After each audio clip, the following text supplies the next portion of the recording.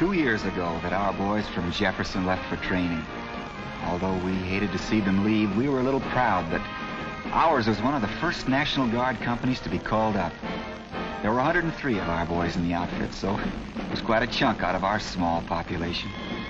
We had a little parade for them, and mothers cried a bit. But we all thought nothing had happened to them. This wasn't our war. The chaps wouldn't dare attack us. Hitler couldn't cross the Atlantic. The boys went to camp and drilled and trained with their old equipment and wrote cheerful letters home about how they could whip anybody when they got their guns. But after a few months, they were a little better trained than the rest of the companies, so they were loaded onto transports and sent out to the Philippine Islands, 5,000 miles across the Pacific Ocean. They arrived safely and soon settled down to life in the tropics. Then came the stab in the back.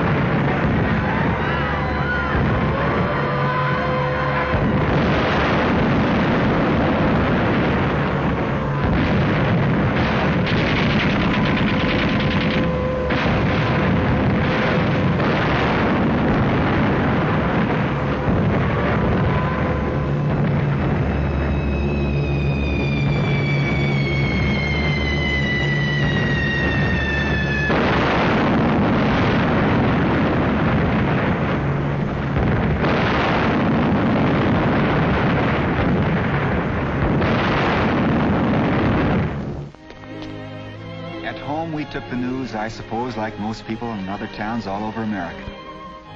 We may have been excited first, but then we became a little more silent and a little more grim. Because we knew the face of every boy. We watched them grow up. There wasn't a single family in town that wasn't kin to one of the boys in Company A.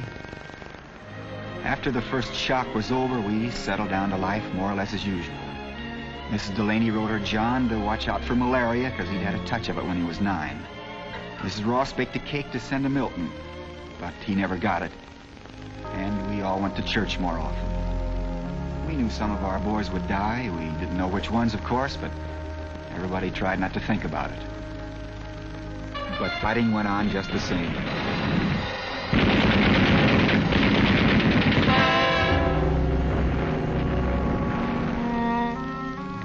One night, last winter, came the first telegram from the War Department. Alton took it off the wires just before closing time. It was for Mr. and Mrs. Todd, who lived on a farm just outside town. Alton didn't want to deliver it by himself, so he stopped by and got the minister to go with him. Everybody was asleep as they drove up to the Todd's little home.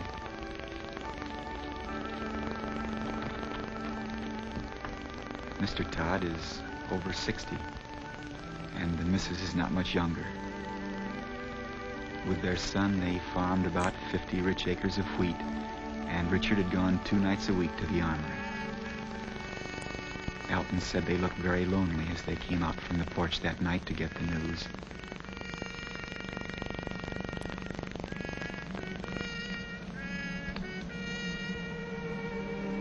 The minister read the telegram aloud.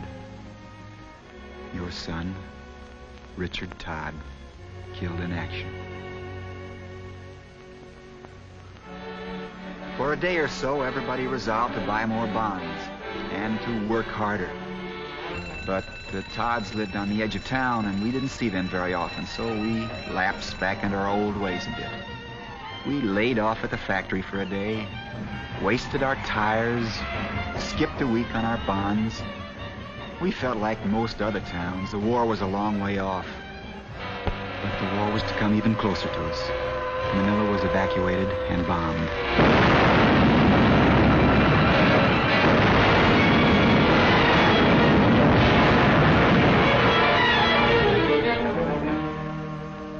Everybody stuck by their radios. We were thinking about our boys. So Christmas came and went, and everybody tried to have a good time thinking about the next Christmas when the boys would be back. Their letters all said, "Don't worry, Mom," or We're doing all right in this scrimmage. And we had our heroes to celebrate, too. We learned that Steve Johnson, one of our young lawyers, had led the boys in an attack that netted 60 Japs. Everybody congratulated Mrs. Johnson, and it was really something to talk about for a few days. But then the retreats began. We knew that things must be getting worse because their letters were getting more cheerful. The boys were trying to keep our spirits up. There were more telegrams. There was one for old man Landry about his grandson Jamie, who'd been an orphan. One for the Whites and the Greenbergs, and two for the Dunlaps. The two Dunlap boys had always stuck together. The war was certainly getting closer to us now.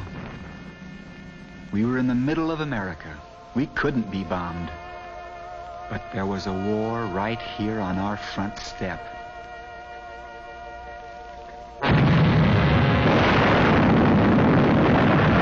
And it came right in the door on the day that Bataan fell. We knew that most of the boys had escaped to Corregidor, but all other news was scarce. Somebody started a cruel rumor that they'd all been killed. Though we tried to stop it, people picked up scraps of gossip and passed them on as gospel truth. Poor Mrs. Stone was told 3 times that her boy was dead. But it wasn't true, so now she just doesn't believe any rumors, only what is official from the government. Somebody, instead of hanging out black crepe, put a flag out on the front of their house, and soon they were all over town. We were worried and proud at the same time. But now the fighting was fiercer and more deadly.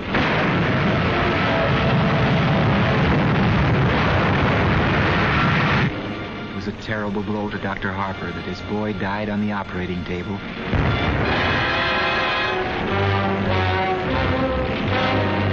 Killed by a bomb from a Jap plane. Often we got a little desperate in our thinking. How could we give them the things they needed? We wished we could take the comforts we were enjoying in our homes and carry them out to the tropics and give them to our soldiers, as we did when they were kids at the Boy Scout camp down on the river. The war was here now, right here with us, in every home in town. This was what we had to fear and what we had to fight. But we could only work a little harder and give and hope and pray. It couldn't get much worse, but it did get worse.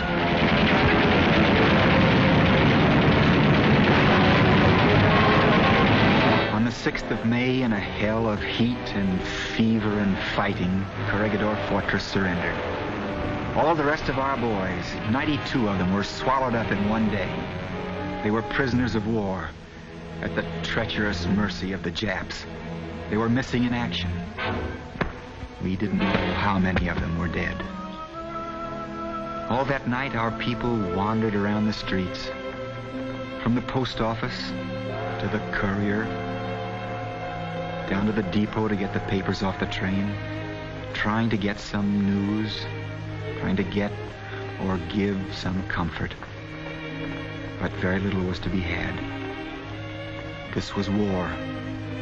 War brought right here to our little town, forced upon us by an aggressor whom we had helped and tried to trust in the past. Naturally, we couldn't do much of anything for a few days. We couldn't work. We couldn't even sleep.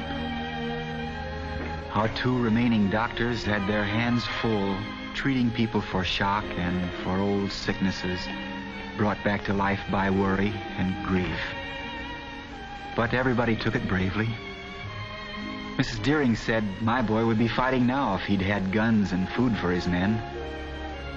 The Todds, who would have to farm alone now, said it makes us realize how little we've done to help them. We all wondered at one time or another how the rest of America felt.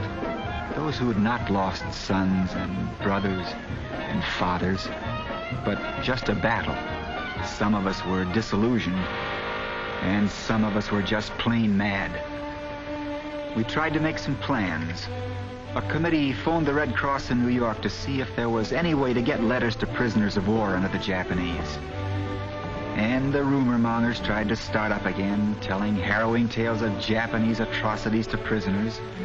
But they didn't get very far. Our minds weren't idle now, so we didn't have time for rumors. We knew the enemy and what he was like. And then things started to happen. Our salvage drives took on new meaning to us because our boys could have used the things we'd been wasting. We didn't keep for ourselves anything that could help our soldiers, and we realized in a way how lucky we were. We were a little ahead of the rest of America. We had learned the full meaning of this war because we had lived with its pain. There was no doubt in our minds now, no complacency, no indecision, no time to think of our own troubles, just time to fight, to work overtime. A lot of the kids went out to the farms to help harvest the crops. Hands were important now, more important than experience. Our high school teacher, a filling station man, and Bill Daniels organized a fix-it committee.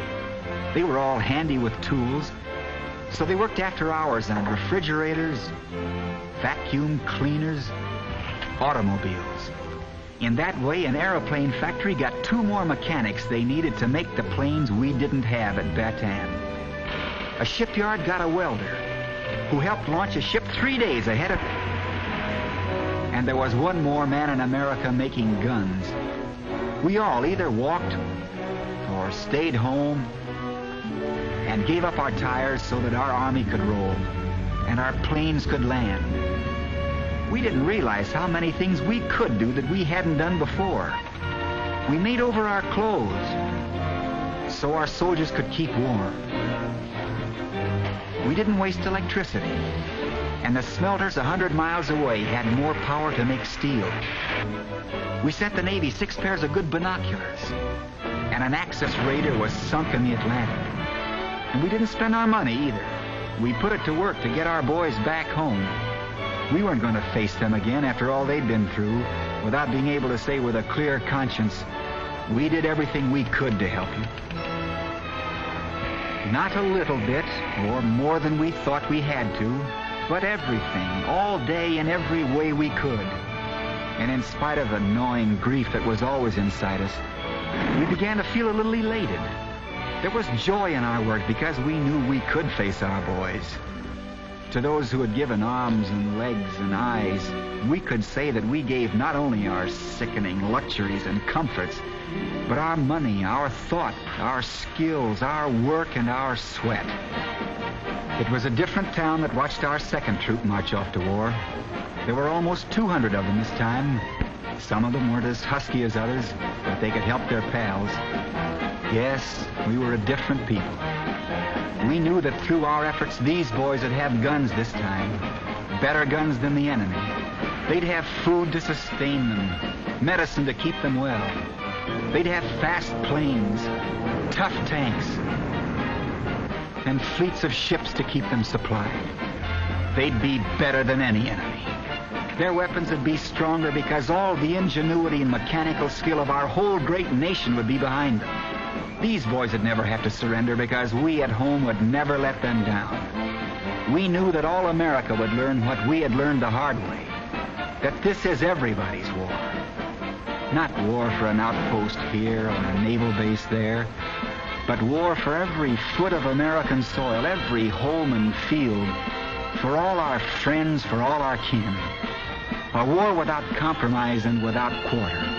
A war that must end only one way, in freedom for the world and for our little town.